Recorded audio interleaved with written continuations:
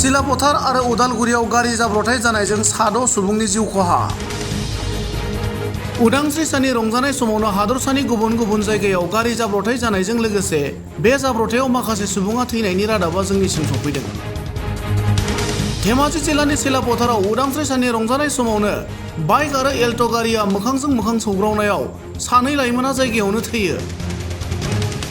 थैनाय सानै लाइमोनफोरखौ सिलापथार थाना सिंनि दिमौ सारियालिनि थागिरि चन्द्र रायनि फिसाज्ला 17 बोसोर बैसोनि आकाश राय आरो दिमौ गलाय गामिनि 16 बोसोर बैसोनि करण बिश्वकर्मा होनना मिथिना मोन्दों।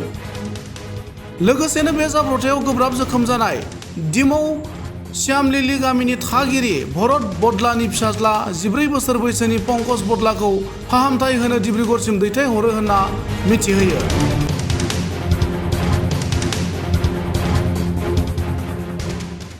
এটা স্কুললৈ ফুৰিবলৈ গৈছিল শিলাপথাৰলৈ।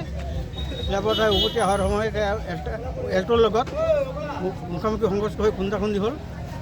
খুন্দা খাই আকাশ ৰয়, দেউতা চন্দ্ৰ ৰয়, ডিমৌ চাৰিআলি, বয়স 18-19 বছৰ হ'ব।